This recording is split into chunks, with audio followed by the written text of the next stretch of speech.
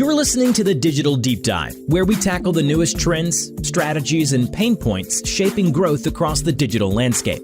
From Amazon and D2C to international expansion, join our host and e-commerce leaders across multiple industries for in-depth discussions on how to maximize your brands in the digital arena. Now, here's your host, Aaron Conant.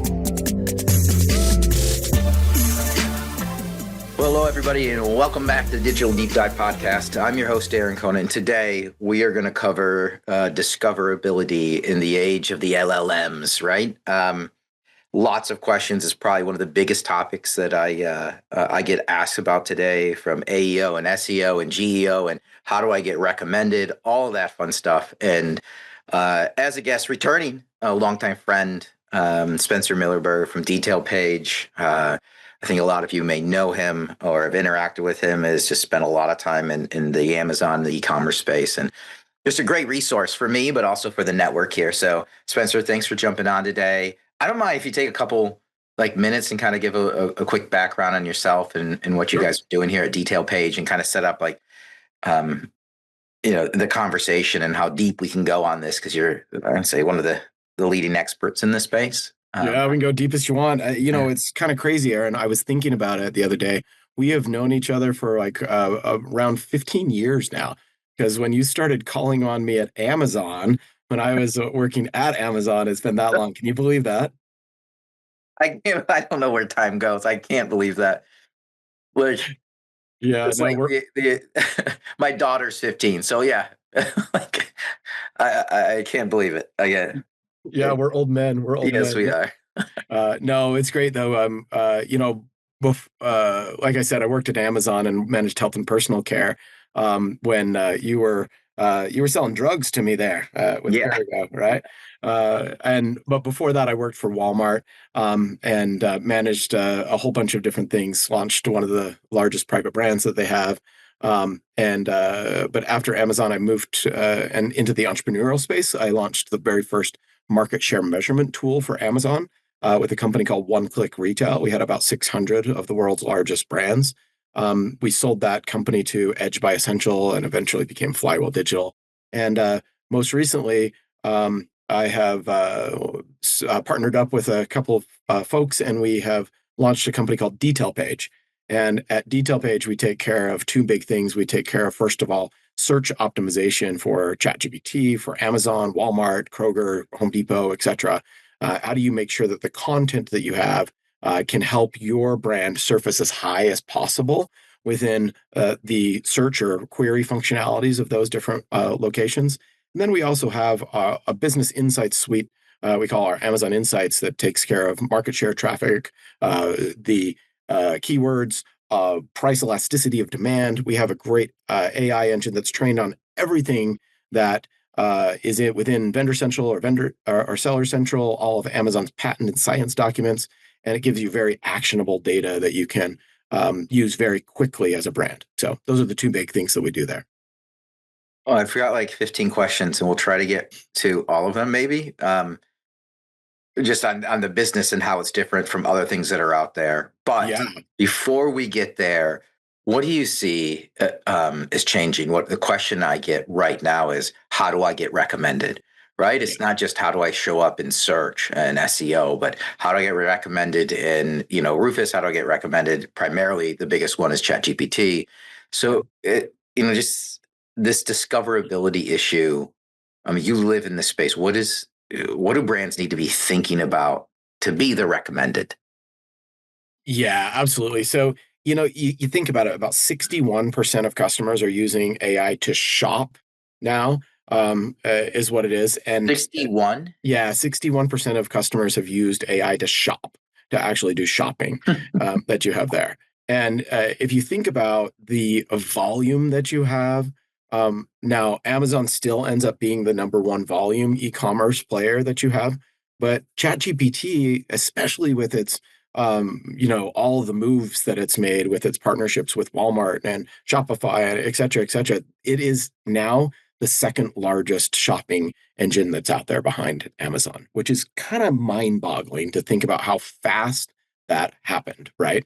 But this is the reason why Walmart starts to partner with them, is this is their Trojan horse moment that they can start to get in and become the second largest traffic source for retailers out there. I don't know. Did you know that? That's kind of a crazy, mind-boggling stat, right? I didn't know that it was 61%, but in all these times when I face, I realized that all of a sudden I'm part of that 61%.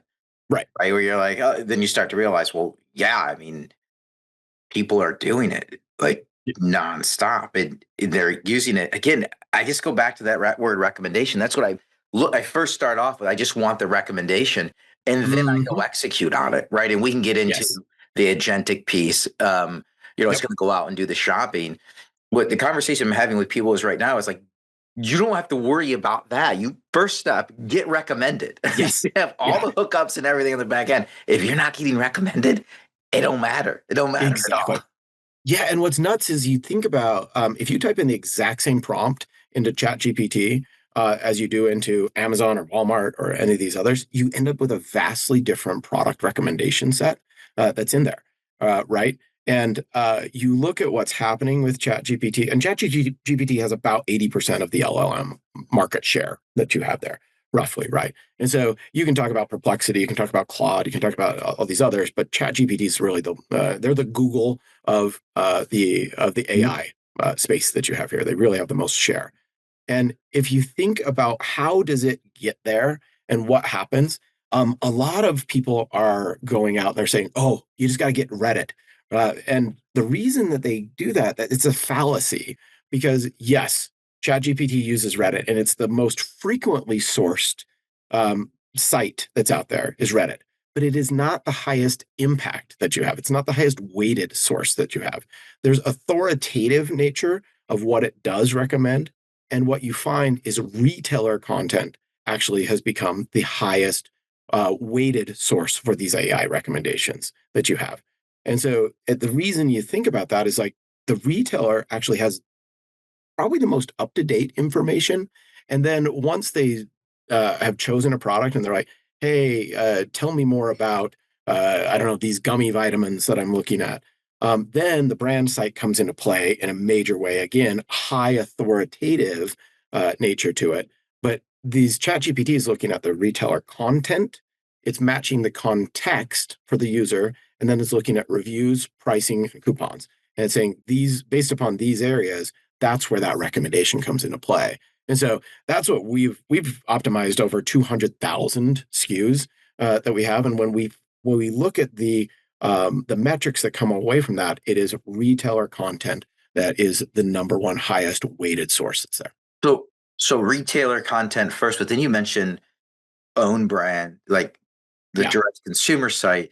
And, a lot of, I don't know, I come from the CPG background.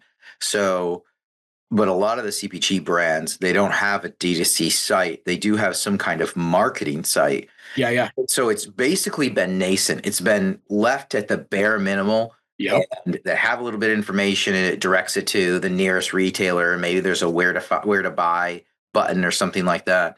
Right. Are we going to see then these brands having to go back in and basically beef up the marketing portions so that when the crawlers go out and hit it, it's actually pulling in accurate information? Yeah, absolutely. And a couple of things on that. First of all, like whether you have a D2C or not, we just call it brand.com, because the ChatGPT is going to the brand.com site, whether they purchase the product there or whether it's just a vanity site, independent, that they do end up going there once you're down into that product specific place. And so, yes, they absolutely need to do that. But you don't have the same restrictions on the brand.com site that you do on a retailer site. You end up with this virtually endless space that you can do. And now what's also happened very, very, very quietly about 2 weeks ago, ChatGPT actually rolled out a product feed source that you have to where you can now feed your product directly into ChatGPT and keep all of your product information updated there. And it gives you 5,000 characters that you can do for the product descriptions, and it gives you unlimited amount for Q&A sections that are there. So there's this, it's not just do you have the the information on your brand.com website, but are you taking the information and giving it as a direct feed to the ChatGPT of the world? So where does like an SEO? So are you then seeing on the SEO side? I want to get back to retailer Yeah. sites because I want to do a deep dive on content. And you would think at this point in time that brands would have nailed content, but I Yeah, still am yeah. amazed and it's not true. But so then if I'm a brand and I've got an SEO agency, and now am I leveraging them? Are they becoming the SEO, GEO, AEO? And I mean, we can identify which each one of those means, but Yeah, yeah. who's who's being pushed to make this happen now? Is it the brand? Is it an agency side? Yeah, a couple of things on that. First, let's do some definitions, right? SEO, search engine optimization, that is all about the content that is there, right? And most traditional SEO agencies are really good at helping you get recommended within Google, but they are terrible when it comes to the retailer site. And they don't actually have actual customer search volume and use customer search behavior in order to have that match that's there. So if you look within Amazon's patent documents and science documents, what you're going to find is that they have this similarity scores that are associated with it with things.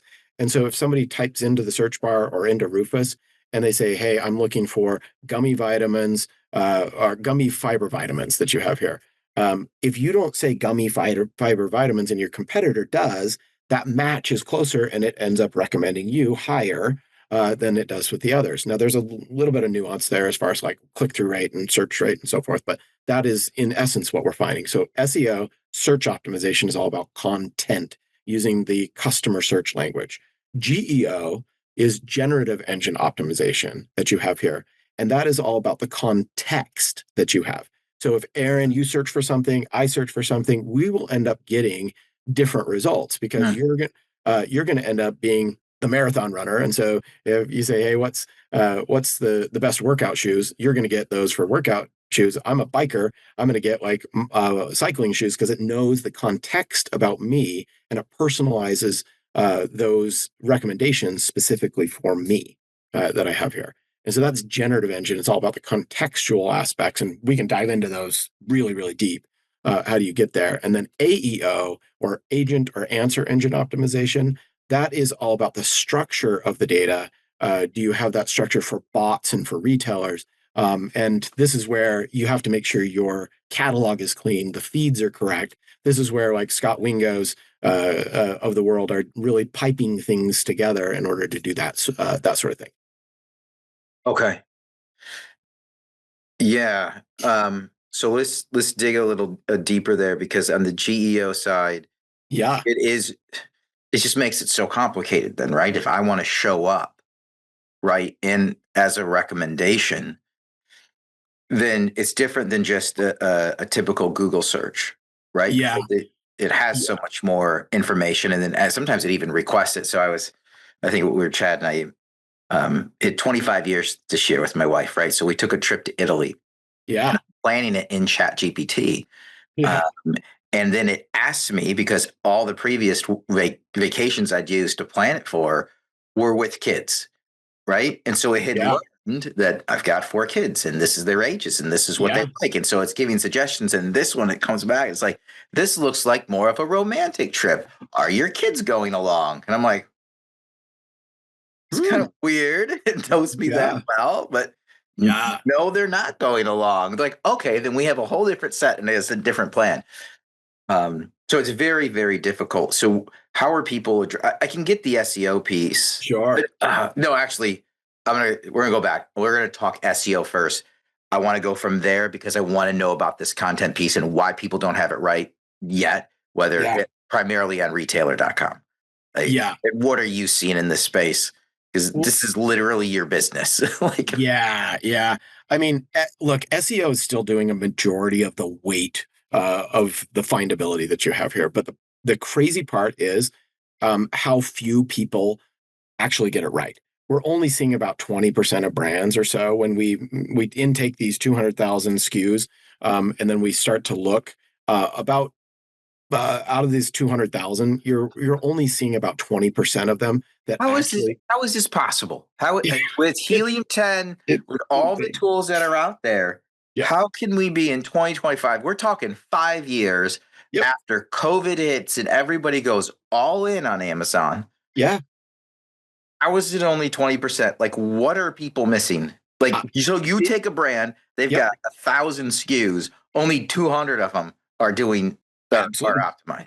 Yeah, dude. Like, I just taught an executive education course at Harvard, and I brought up 3 examples of brands. Right, Schlage, the door handles and locks and so forth. Right, they got a smart lock on there. I was reading it, and it's like, this is the Schlage F595 Cam 64 from Camelot keypad. Guys, it's a door lock. It's a door lock, guys.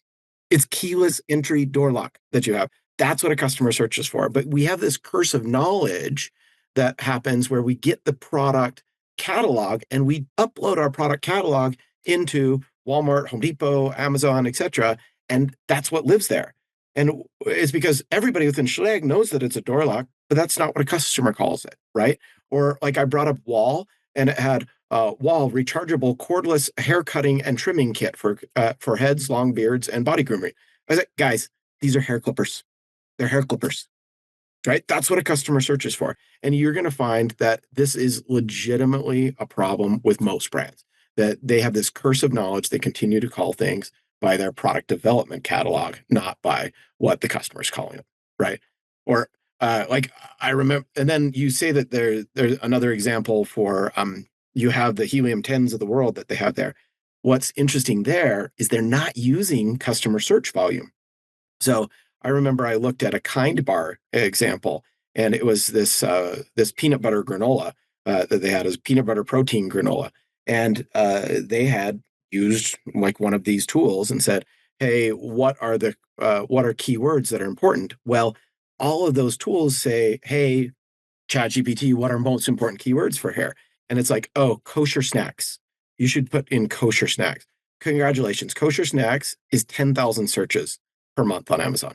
Yeah. Meanwhile, you missed healthy snacks, high protein snacks, low carb snacks, healthy food that are millions of searches. And so what happens, most of these tools are not based in customer behavior. And so we have to think about, how do we get to customer behavior, actual customer search volume and query volume first? That's the first and foremost part. You know how many people I know right now, they're doing exactly what you just said. They're dropping ASIN into ChatGPT, and then they see the outputs, and the outputs the outputs do make sense, right? Like you can, they like kosher snack, total sense. But 10,000 searches, So it's at the next level. Then we're going to have to optimize, not for, well, actually for search volume. Rather than just keywords.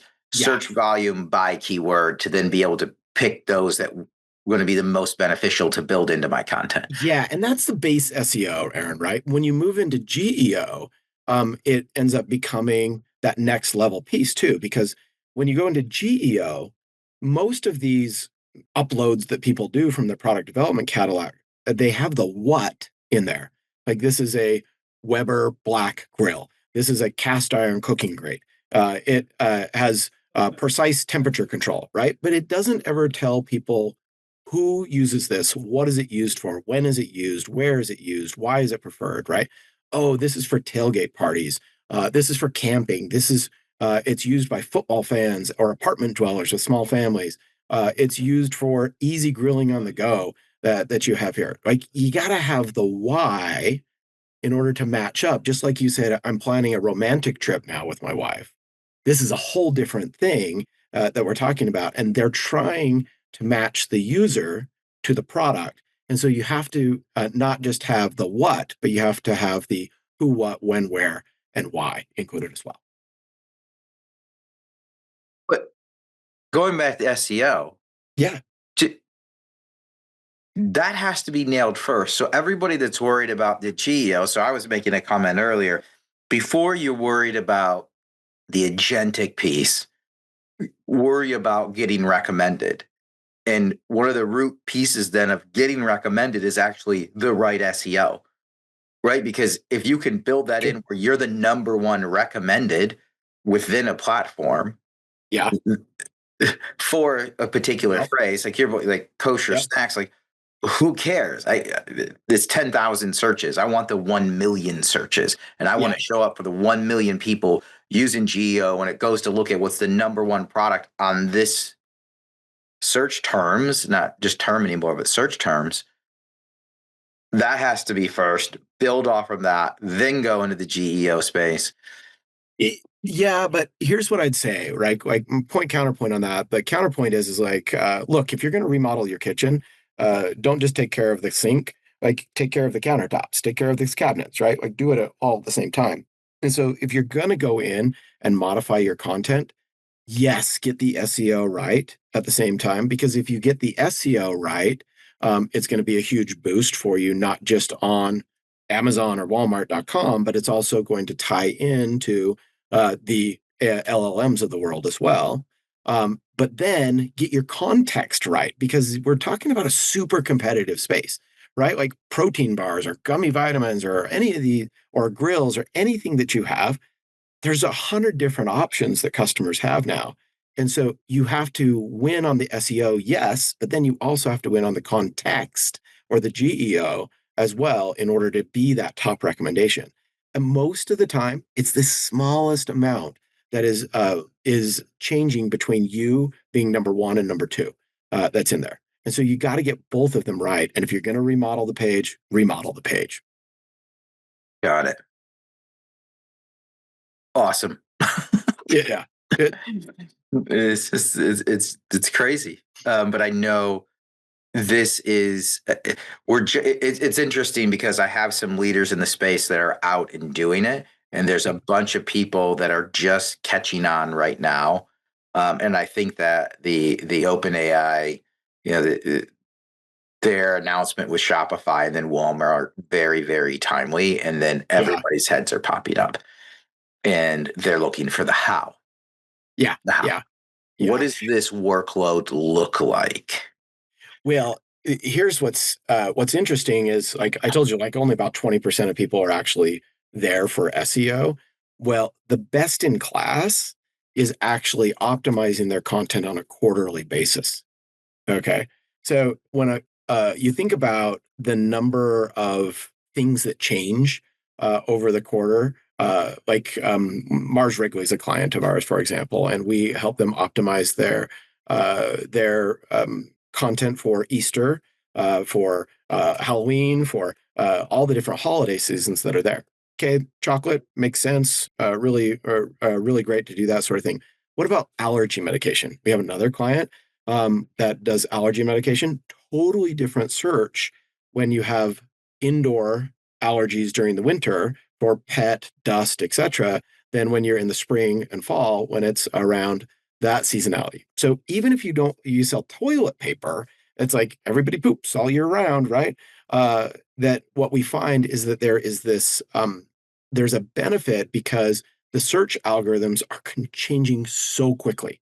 And so making sure that you have the right content in the right location within the page, you need to continue to update for that algorithm. And then what's also crazy is if you look at some of the largest retailers like Kroger, Walmart, Amazon, they actually give you a benefit for recency. They want to surface a new or improved item. And so if you change your content more than a certain percent, and it differs by retailer, they actually give you this artificial bump. We call it the honeymoon bump because it gives you this little bump up in search. And you see that again and again and again. But so you have to have this process that's in place. So it does become a workload for brands. It's really difficult to do the math on your own, but we're happy to help if you need the help.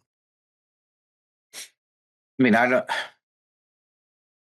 So we've got, if I'm a brand, it's what I've heard.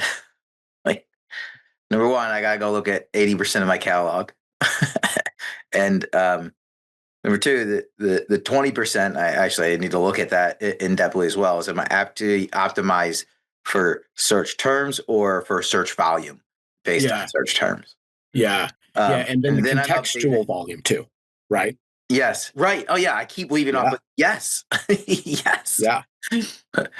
And then I'm going to have to revisit this at least on a quarterly basis and see if it needs to be updated. And if it does, obviously, or it makes sense, or I can get this additional boost or whatever it is, different, seasonality on products or whatever.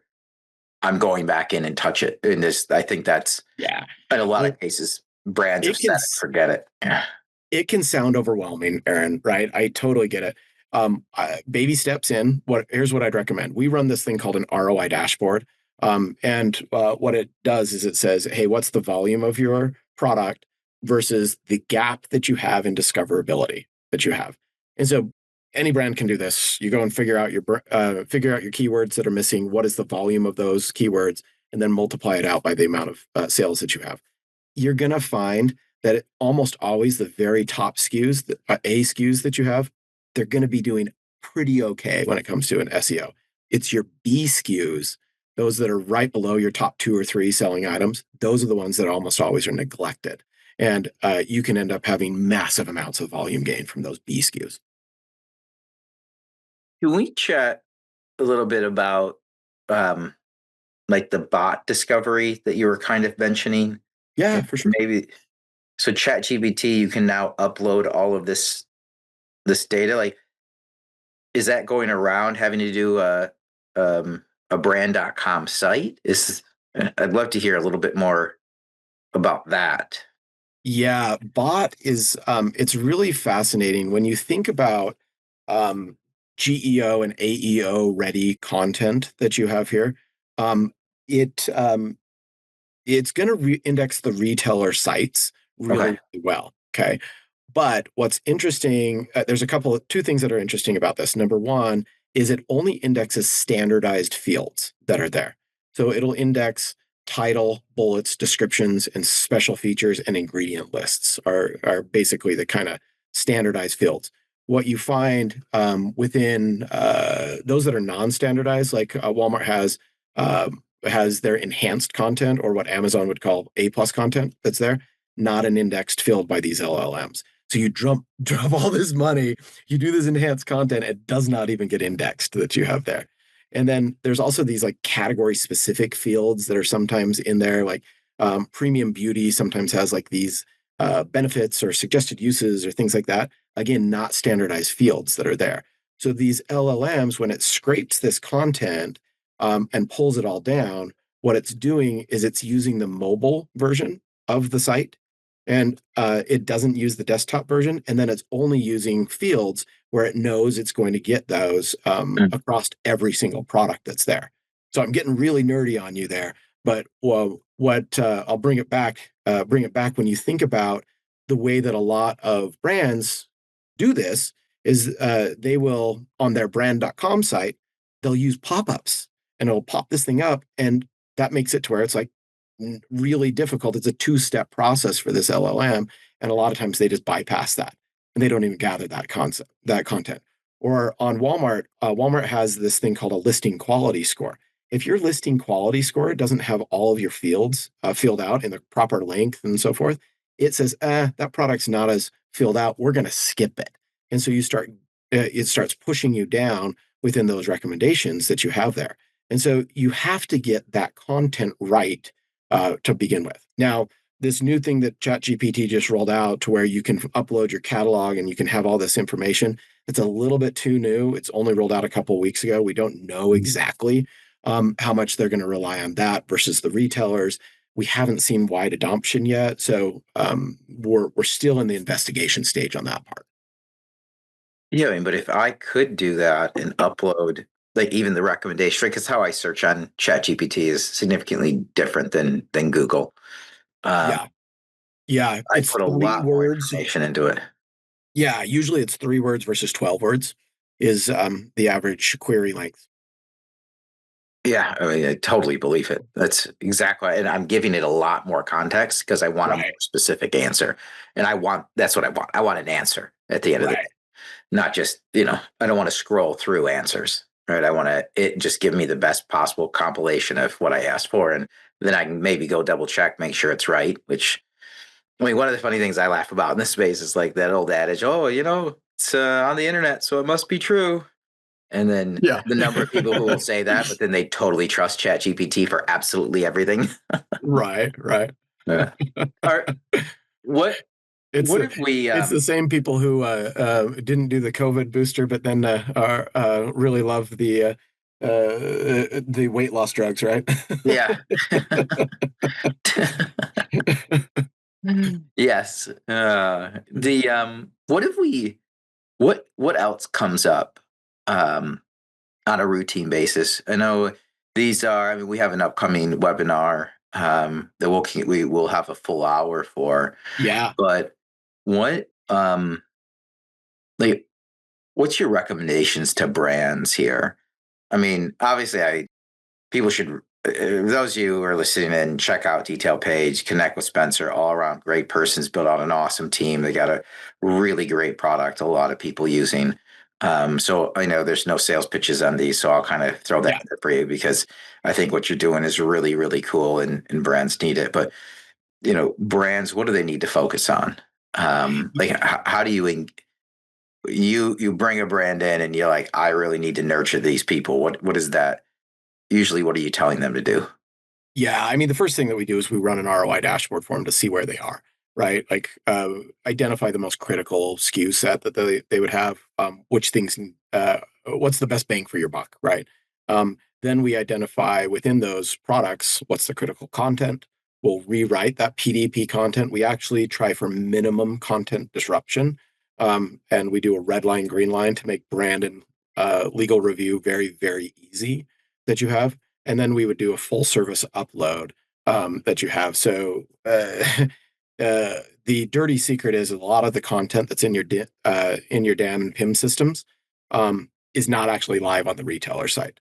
And so we will upload it and monitor it for 9 weeks afterwards, and then tick it and re-upload in order to make sure it stays. And then you measure the results that you have afterwards. And we're seeing about a 17% average lift on organic search when customers optimize for GEO and SEO that you have, but it's not instant, Aaron. It's like when you do paid search, so it's a mind shift, right? Because paid search, you turn it on, it goes up 12%, you turn it off, it goes down 14%, right? Like it's very, very instant the way that you do that.